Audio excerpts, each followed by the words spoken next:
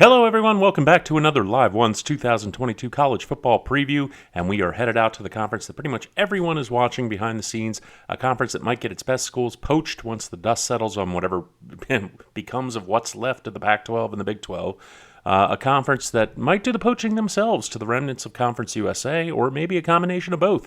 It's the Mountain West, and they are making a big change this season in that they're doing away with their divisions and just letting everyone have at it in a free-for-all with the top two teams playing for the conference championship. Unlike our last video with the MAC, there is a definite pecking order in this conference. Last year, we saw three incredible ascendant programs in Nevada, San Diego State, and Fresno State electrify Saturday late nights.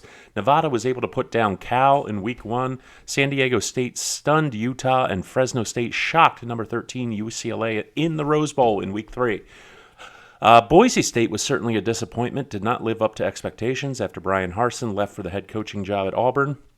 And in it all, friggin' Utah State managed to sneak into the conference championship from the Eastern Division and absolutely obliterate San Diego State to win their first ever conference title.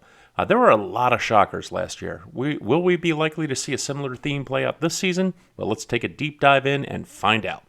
And we're going to start with the Air Force Falcons, a very pleasantly surprising 10-3 last year. This team was just unbelievably good at running the football, even by Service Academy standards.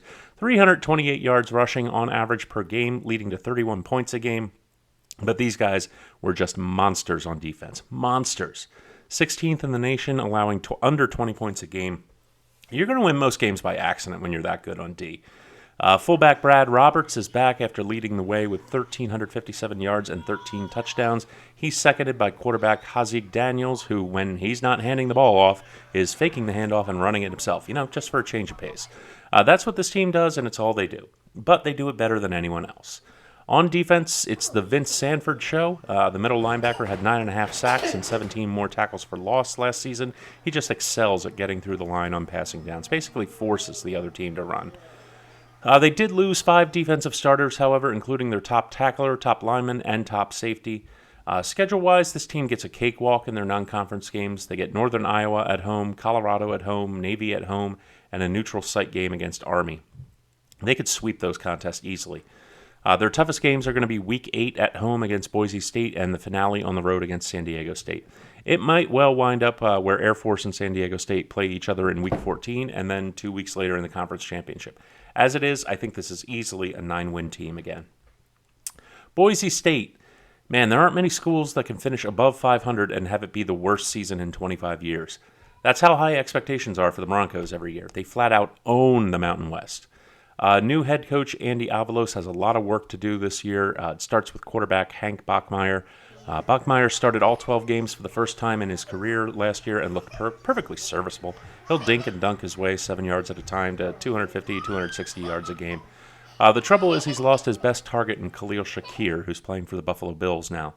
The defense is helmed by senior defensive tackle Scott Matlock. The 300-pounder had a great junior year, notching 7 sacks and 8.5 tackles for loss on top of it. J.L. Skinner is a major disruptive force at safety with 143 career tackles, 3 interceptions, 7 broken up passes, 3 fumble recoveries, and 2 forced fumbles in his 26 games where he started. This team has to be improved over last year, and we're going to find out fairly early on as they have key matchups in Week 5 and Week 6 against San Diego State and Fresno State. If they win both of those, it's clear sailing from there on out. But they're both 50-50 toss-ups for me. I think it's realistic to say this team can get back to 9 wins with its schedule. Who they beat, of course, will determine if they're going to be playing for the conference title come December.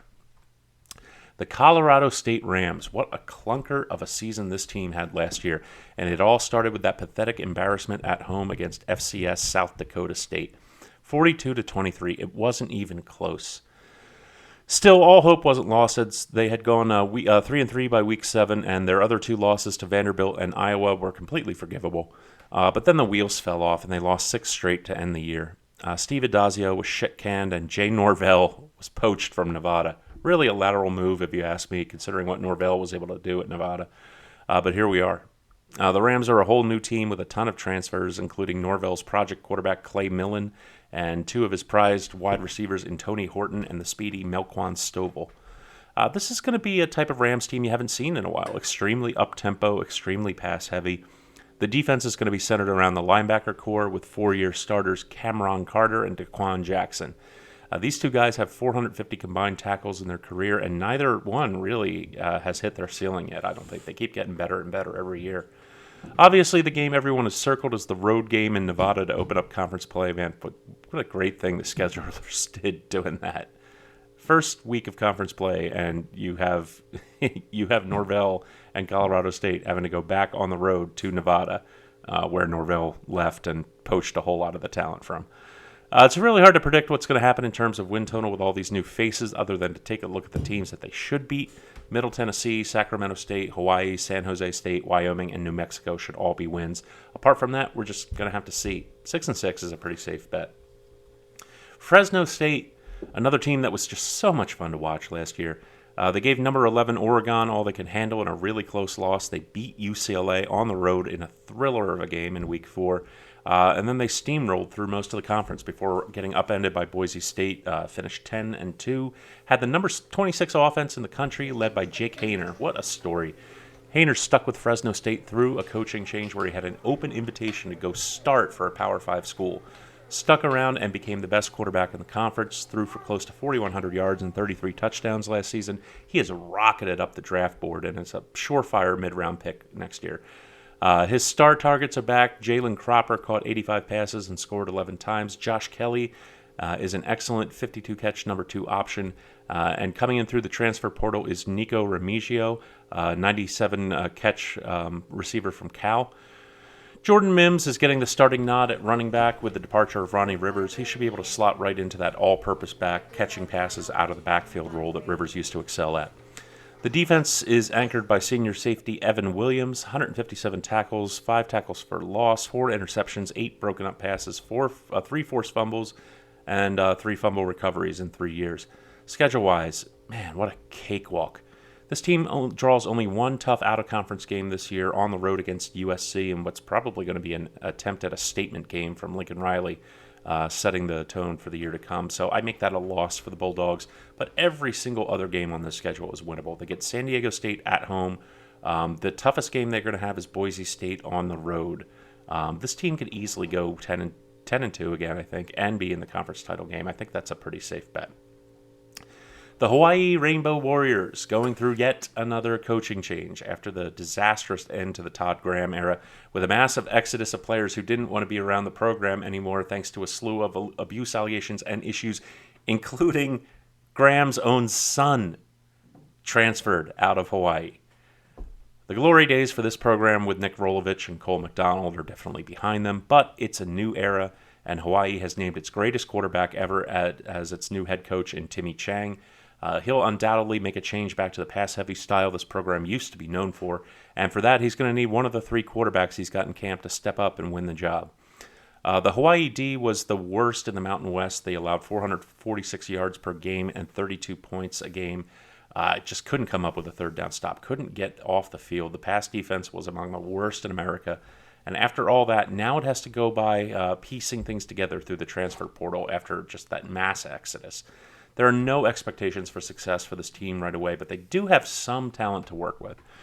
Schedule-wise, everything possible went wrong for this team last year, and they still managed to make a bowl game, even if they didn't get a chance to play in it. Plus, it's Hawaii. They and everyone else who travels to play against them gets a 13th game to account for that insane travel time. And they only have to win 6 games to be bowl eligible. This team can go 6-7 and still make a bowl.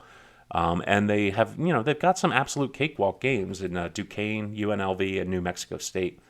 So that's 3 wins that you can bake into their schedule. That's 10 games where they only have to go 3-7 to make it back to a bowl. I think that's entirely doable. And it's Hawaii, which means it's going to be tons of fun that you can watch at 2 a.m. to help get yourself to sleep. Always worth it. Nevada. Oh, Nevada. Wow, you got your head coach and a whole bunch of your starters poached by another team in your conference, didn't you? It's not like he even moved to a different conference or took a step up to a Power 5 job.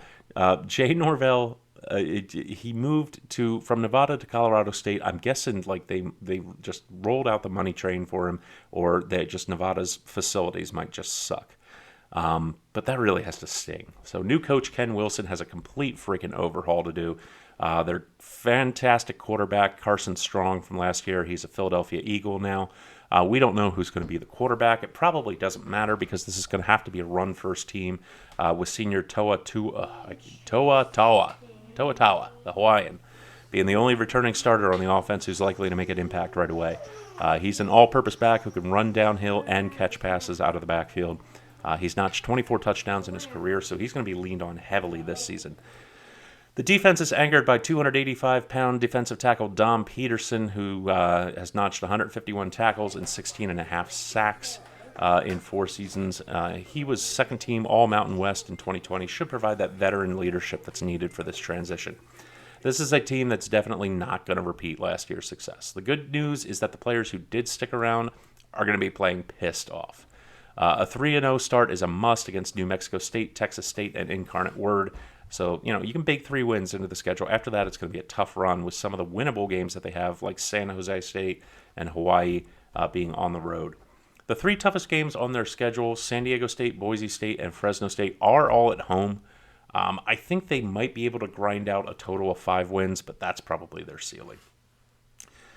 New Mexico. This team was terrible last year. The offense just fell off a cliff. It finished dead last in the nation overall, averaging 235 yards a game.